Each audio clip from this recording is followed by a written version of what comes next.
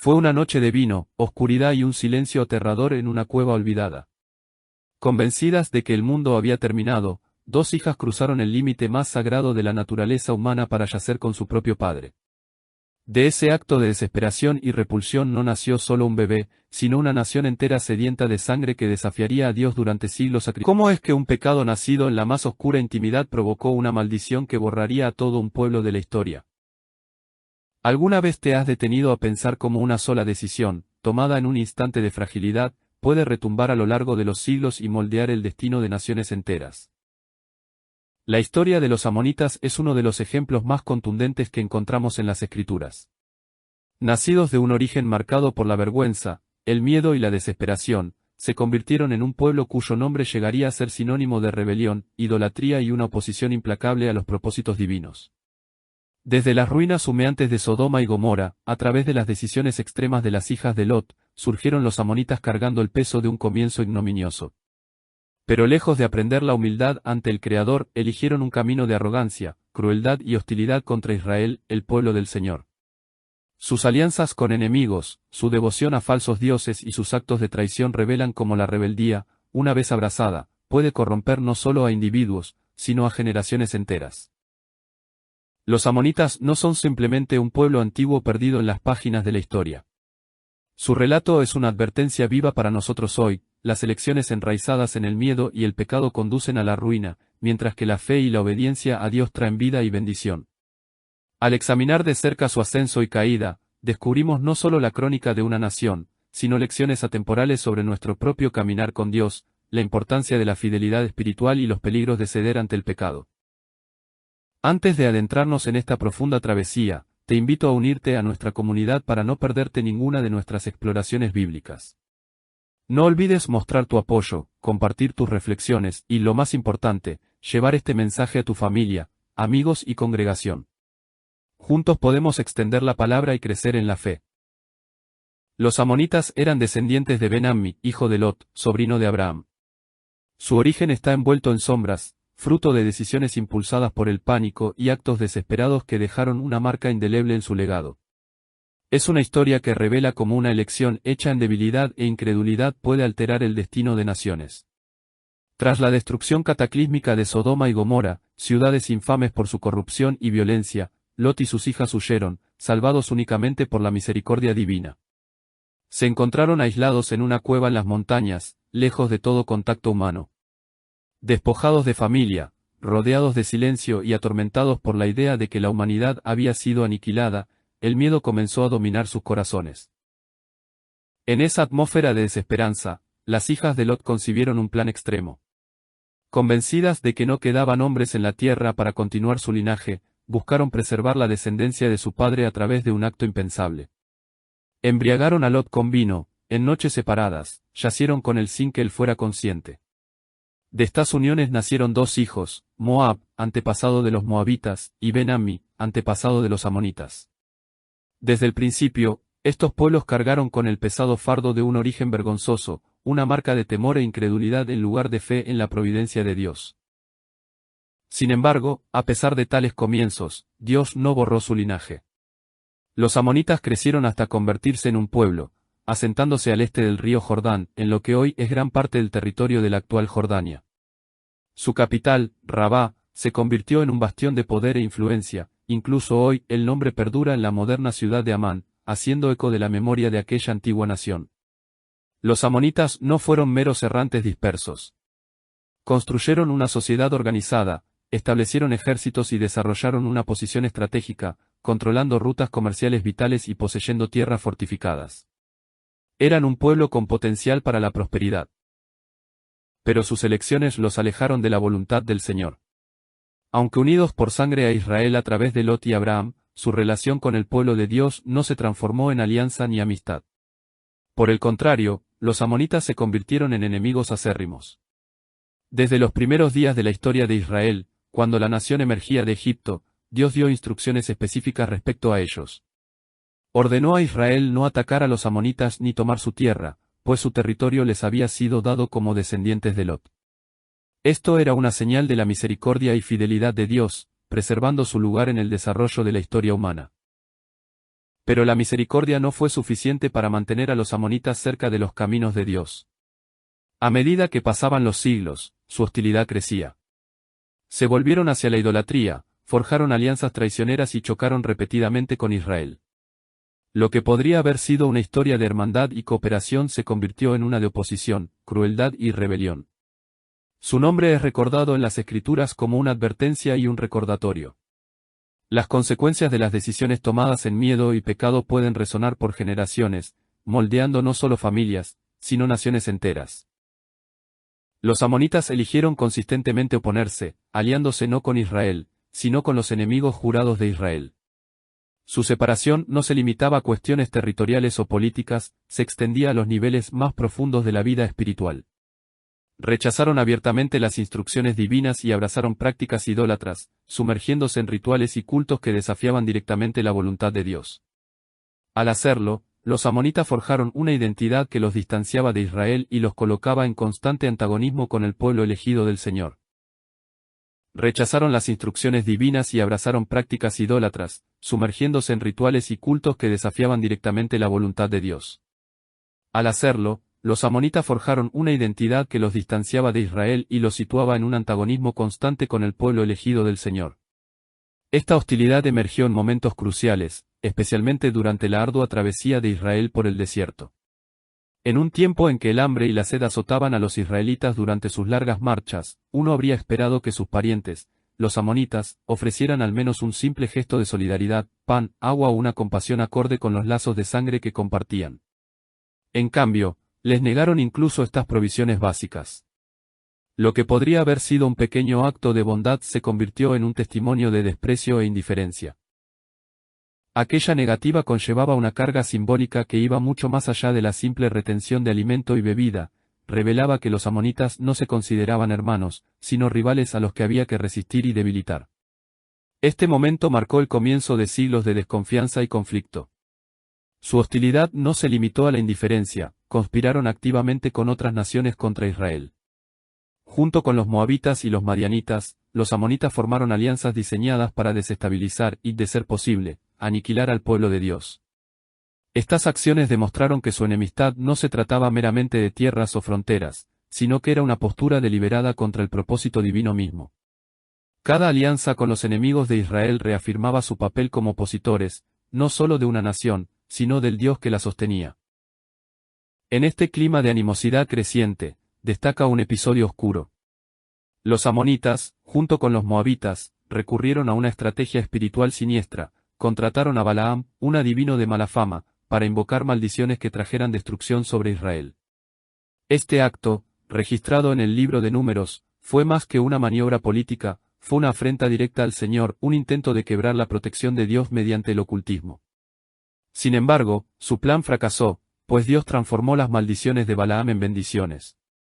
Aún así, la gravedad de su intento fue recordada por generaciones.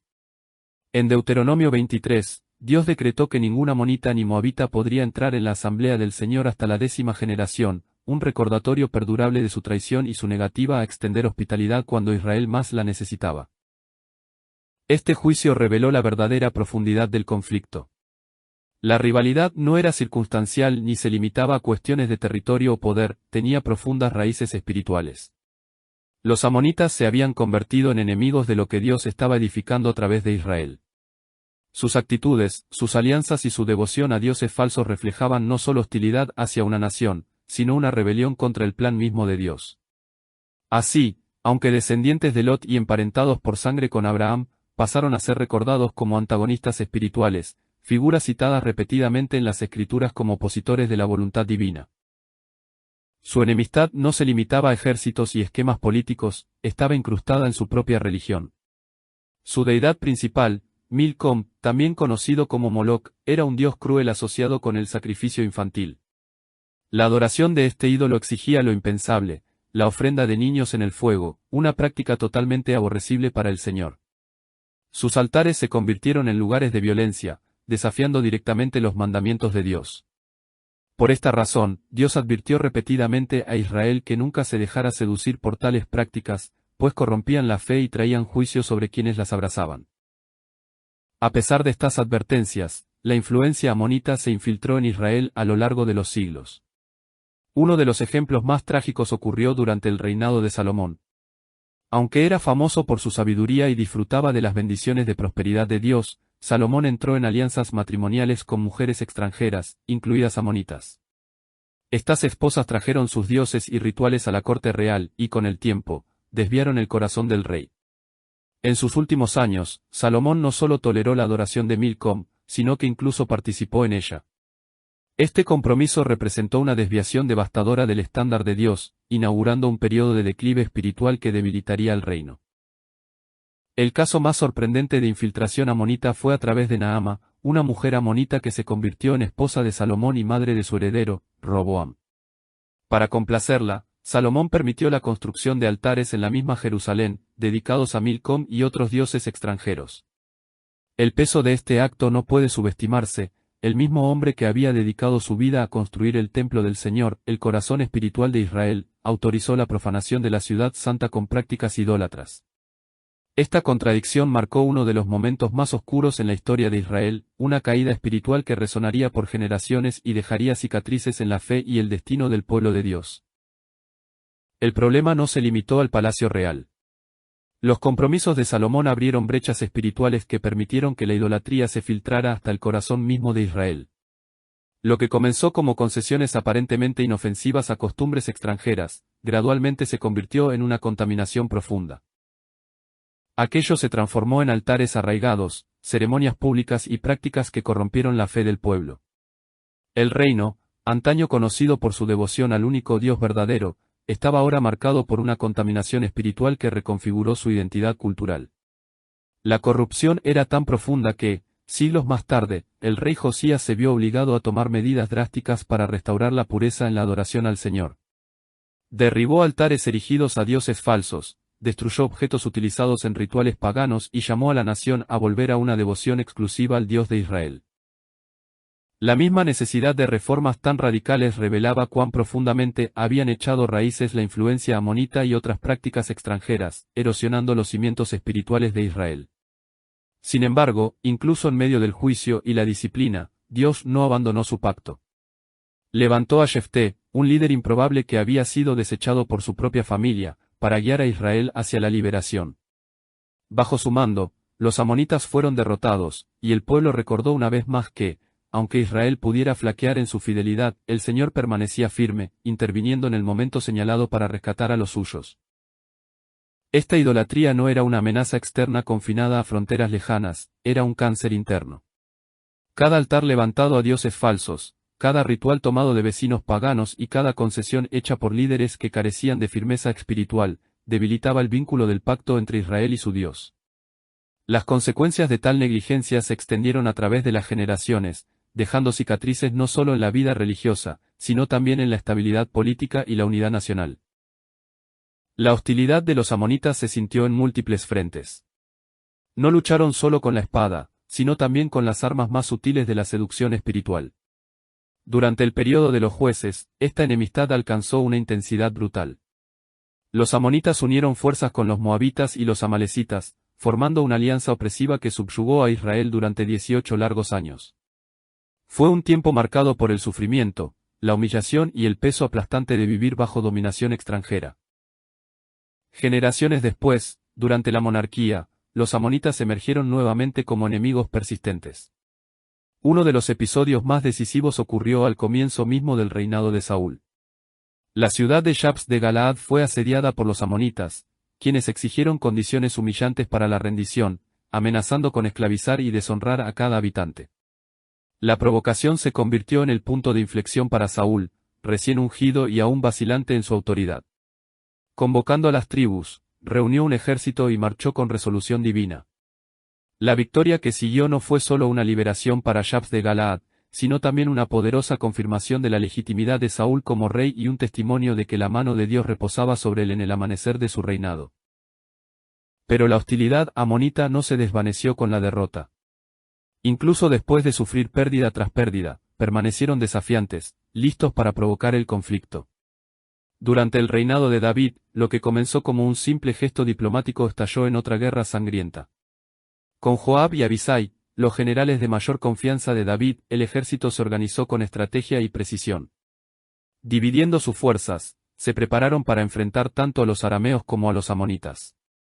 Lo que podría haber sido la derrota de Israel se convirtió, en cambio, en otra victoria decisiva, probando una vez más que ninguna alianza, ni la superioridad numérica, ni las intrigas podían prevalecer contra un pueblo protegido y guiado por el Señor. El conflicto se desató cuando David envió emisarios para consolar a Hanún, el nuevo rey de Amón, tras la muerte de su padre. Este gesto de buena voluntad fue retorcido por la sospecha. Manipulado por consejeros que lo alimentaron con mentiras, Hanún trató a los enviados con deshonra, ordenó rasurarles la mitad de la barba, un símbolo de vergüenza, y cortar sus vestiduras por la mitad hasta la cintura, exponiéndolos a la humillación pública. En la cultura antigua, deshonrar a los mensajeros era insultar al rey que los enviaba. Por lo tanto, la afrenta no fue solo contra aquellos hombres, sino contra el propio David. El insulto fue nada menos que una chispa arrojada sobre paja seca. Al darse cuenta demasiado tarde de la gravedad de su acción, Hanún se apresuró a prepararse para la guerra inevitable. Buscó refuerzos de sus aliados arameos, contratando a miles de mercenarios para fortalecer su posición. El campo de batalla pronto se llenó con el estruendo de los guerreros, escudos destellando bajo la luz del sol y gritos de guerra resonando a través de las llanuras. Sin embargo, Israel no se amedrentó. El choque entre Israel y los amonitas fue violento e implacable, marcado por el derramamiento de sangre, el coraje y la determinación. Pero en medio del caos, la disciplina, la unidad y la estrategia de Israel prevalecieron. Los mercenarios contratados por los amonitas, aunque numerosos y feroces, carecían de la cohesión de un pueblo que lucha por una causa común. Lenta pero inexorablemente, fueron obligados a retroceder. Lo que emergió no fue solo un triunfo militar, sino también una victoria moral para Israel, pues expuso la fragilidad de las alianzas que los amonitas habían construido en desafío al pueblo de Dios. La derrota fue devastadora para los seguidores de Hanún. Su capital, Rabá, resistió un asedio largo y extenuante hasta que finalmente sucumbió ante las manos de los israelitas. Sus tesoros fueron saqueados y, en un acto simbólico de conquista definitiva, David colocó sobre su propia cabeza la corona del rey amonita, una señal visible de soberanía y supremacía. Para los amonitas, esto representó mucho más que una pérdida política o territorial, fue una humillación espiritual absoluta. Demostró, una vez más, que la rebelión contra los propósitos de Dios termina inevitablemente en desgracia. El relato bíblico no trata estos eventos como simples desenlaces de guerra, sino que los presenta como el juicio directo de Dios sobre la arrogancia y la idolatría de un pueblo obstinado. Cada derrota, cada caída, se convertía en un recordatorio de que oponerse a la voluntad del Señor solo conduce a la vergüenza y a la ruina. Con el paso del tiempo, el declive de los amonitas se volvió irreversible.